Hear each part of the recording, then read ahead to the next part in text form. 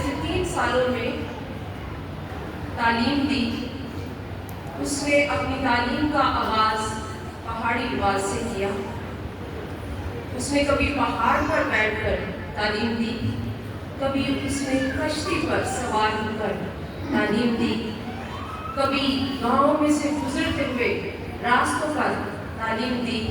اسی طرح یسوع مسیح نے اپنا آخری باز جو ہے، جو 7 صلیبی کلمات پر مشتمل ہے، وہ صلیب پر سے دیا۔ اور یسوع مسیح نے پوری رات تکلیف اٹھانے کے بعد، صلیب پر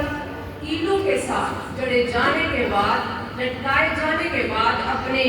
لب مبارک سے جو پہلے لفظ ادا کیے وہ بنی نوع انسان کی معافی کے، ان لوگوں کے گناہوں کی معافی کے لیے تھے جو رات سے اسے ستا رہے، جو کسی طرح سے بھی اس کی تکلیف اور دکھ کا باعث ہوتے۔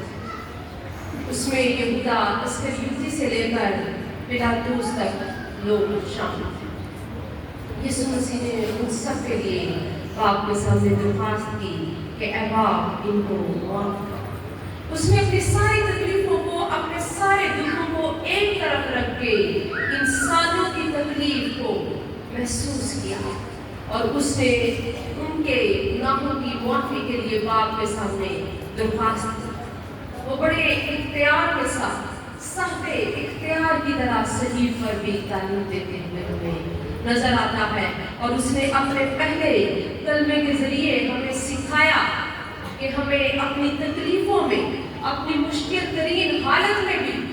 دوسروں کو معاف کرنے کا جذبہ رکھنا چاہیے۔ اور دوسرے کلمے میں اس نے اپنے اس اختیار کو ظاہر کیا کہ بے شک وہ صلیب پر ہے،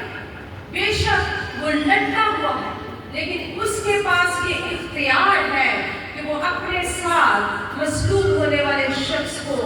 آج ہی فردوس میں لے جانے کی قوت اور اختیار رکھتا ہے، کیونکہ فردوس کا مالک وہی ہے، وہی جنت کا مالک ہے۔ اور اگر کوئی اپنی زندگی کے آخری لمحے میں بھی اسے قبول کرتا ہے، اسے پہچان لیتا ہے، تو وہ اسی وقت اسے اپنے ساتھ اپنی بادشاہی میں لے جاتا ہے۔ تیسرے کلمے پر جب ہم غور کرتے ہیں تو ہمیں معلوم ہوتا ہے، اگر ہم پوری تاریخ کو دیکھیں، بائبل مقدس کو پڑھیں، تو ہمیں یہ معلوم ہوتا ہے کہ یسوع مسیح کے شاگرد اسے چھوڑ کر بھاگ گئے، رومی حکومت کے ڈر سے بھاگ گئے کہ کہیں ایسا نہ ہو کہ اس کے ساتھی ہونے کی وجہ سے ہمیں بھی پکڑ لیا جائے، ہمیں بھی ستایا جائے، دکھ دیے جائے۔ لیکن ایسی صورتحال میں خواتین اس کے ساتھ ساتھ تھیں، اس کے پیچھے پیچھے چل رہی، اس کی صلیب کے نیچے کھڑی رہی، اور مقدس یوحنا رسول کے ساتھ یہ خواتین، جن میں مقدسہ مریم، مریم مگدلینی اور دوسری مریم اور یوحنا، یہ ساری خواتین وہاں پہ موجود تھیں، تو یسوع مسیح نے اپنی ماں پر نظر کی اور اسے اس پر ترس آیا، اپنی ماں کی حالت کو دیکھا۔ وہ اب تک اپنی ماں کا فرما بردار بیٹا بن کر زندگی گزارتا تھا، اس نے اپنی ماں کی بہت اچھی طرح سے پرورش کی، خوشنما کی، جیسے وہ دوسرے لوگوں کو سنبھالتا تھا۔ نہ صرف اس نے اپنی ماں کا ایک ذمہ دار بیٹا ہو کر اس کی جسمانی یا دنوی ضروریات کا خیال رکھا، بلکہ اس نے باقی لوگوں کو جس طرح تعلیم دی، اپنی ماں کو بھی روحانی تعلیم سے اور مقدسہ مریم ہر بات میں اپنے بیٹے کے سامنے جو ہے وہ ایک وفادار خدا کی بندی ہونے کی حیثیت سے اسے قبول کرتی ہے، خدا کا خادم اسے تسلیم کرتی ہے، کیونکہ اسے پہلے سے بتا دیا گیا تھا کہ وہ وقت آتا ہے جب تیری اپنی جان کی تلوار سے چھن جائے، اور یسوع مسیح جانتا تھا کہ اب وہ وقت بہت قریب ہے، اور یسوع مسیح نے یہ محسوس کیا تھا کہ میری ماں نے بہت سی تکلیفیں میری دیکھ لی ہے، اور باقی شاید وہ برداشت نہ کر سکے، اس لیے اس نے صلیب پر ہونے کے باوجود ایک بیٹا، ایک ذمہ دار بیٹا ہونے کے ناطے اپنی آخری ذمہ داری بھی پوری کی۔ یسوع مسیح نے یہاں پر جسمانی اور دنوی رشتوں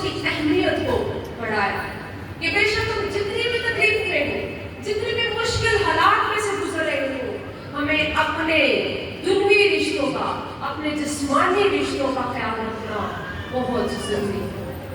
उसने बड़ी जिम्मेदारी से अपनी माँ को पुकार कर कहा कि औरत दे ये तेरा बेटा। और जो शागिर्द उसके पास था यानी यूहन्ना रसूल से कहा कि दे ये तेरी माँ। यहाँ पर अक्सर लोग ये एतराज करते हैं कि उसने उसे माँ कहकर नहीं बुलाया। अगर हम यूनानी सबाक में देखें तो ए औरत जो है ये बहुत तमीज के साथ किसी औरत को मुखातिब करना, बिल्कुल उसी तरह जैसे हमारे कल्चर में हमारे सबाक में औरतों को मुखातिब करने के लिए बीबी का लफ्ज इस्तेमाल किया जाता है। और पीपल्स पार्टी के जो लोग हैं वो ज्यादातर बेनजीर के नाम के साथ बीबी बेनजीर लगाते हैं क्योंकि वो उसे इज्जत के साथ मुखातिब करते हैं। बिल्कुल इसी तरह यीशु मसीह ने अपनी माँ को सारे लोगों के सामने औरत कहकर जब पुकारा तो उसने अपने सबाक में उसे इज्जत और एहतराम के साथ यीशु मसीह अपनी तकलीफ में अपनी माँ को नहीं छोड़ा, नहीं भूलता और वो शागिर्द भी फौरन यीशु मसीह की फरमाबरदारी करता है और वो उसी वक्त मुकद्दसा मरियम को लेकर अपने घर चला गया और उसकी ऐसे ही देखभाल की जैसे एक बेटा अपनी माँ की करता है। आज हमें यीशु मसीह के इस तीसरे कलमे पर गौर करने की जरूरत है कि हम अपने माँ बाप की किस तरह से फिक्र करते हैं, हम अपने माँ बाप को कैसे संभालते हैं। हमारे ऊपर कभी इस तरह का वक्त नहीं आया कि हम मसीह की तरह सलीब पर लटके हुए। अगर ऐसा वक्त आएगा तो हमारा रवैया कैसा होगा? आज जब हम मुख्तलिफ घरानों में देखते हैं तो हमें मालूम होता है कि लोग अपने बुजुर्ग वालिदैन को मरने के लिए छोड़ देते। बहुत से ऐसे बच्चे हैं जिनके माँ बाप उनको एस्टैब्लिश करते हैं, अपनी सारी जमा पूंजी उनकी तालीम और तरबियत पर लगाते हैं, अपनी जवानी उन पर सर्फ कर देते हैं, अपने आप को मार देते हैं ताकि अपने बच्चों की अच्छी परवरिश कर सके, उन्हें अच्छा खाना, अच्छे कपड़े, अच्छी तालीम दे सके, माशरे में अच्छा मुकाम दे सके। जब उनकी बारी आती है तो बच्चे उनको भूल जाते हैं, बच्चे उनको छोड़ देते हैं। लेकिन मसीही होने के नाते अगर हम ऐसा रवैया रखते हैं तो हम अपने मसीह की तालीम को छोड़कर दुनिया लोगों की रस्म और रिवाज को अपना लेते हैं। ईमानदार होते हुए हमें अपने मसीह पर नजर करने की जरूरत है जो सलीब पर लटका हुआ है, जिसके हाथ तीनों से जड़े हुए हैं। उसने उस तकलीफ की हालत में भी एक जिम्मेदार बेटा होने के फर्ज को सरअंजाम दिया। तो हम अपनी तंदुरुस्ती की हालत में, अपने अच्छे दिनों में भी अपने माँ बाप को भूल जाते हैं।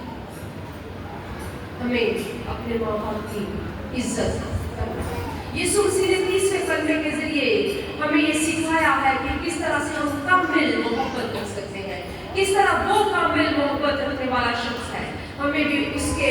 नक्शे कदम पर चलने की जरूरत है, उसके पीछे पीछे चलने की जरूरत है कि अगर हमारे माँ बाप हयात है, खुदा ने जिंदगी बख्शी है, तो हम उनकी इज्जत करें, उनकी जरूरियात को पूरा करें। उनकी जरूरियात इतनी बड़ी नहीं जो हमसे पूरी ना हो सके, वो ज्यादा से ज्यादा क्या चाहते हैं आपसे, आप उन्हें अपना वक्त दें, आप उनके साथ बैठकर दुख सुख करें, आप उनकी खैरियत पूछें। इसके अलावा माँ बाप को ना तो आपका रुपया पैसा चाहिए, ना ही आपकी जायदाद में उनको हिस्सा चाहिए। शायद हम में से कोई भी अपने माँ बाप की जिंदगी के गुजरे हुए जो दुख होते हैं, एक दिन के दुख का भी हिसाब या एक दिन के तकलीफों का भी बदला उनको देने के काबिल नहीं। और जब तक हमें ये एहसास होता है वो इस दुनिया से कूच कर चुके हो। लाजिम है कि मसीह के पैरोकार होते हुए, उसके शागिर्द होते हुए हम मसीह की इस तालीम को याद रखें और अपने माँ बाप की जिंदगी में उन्हें दुख ना दें बल्कि उनका सुख बने, ताकि हम मसीह की इस तालीम को पूरा करें।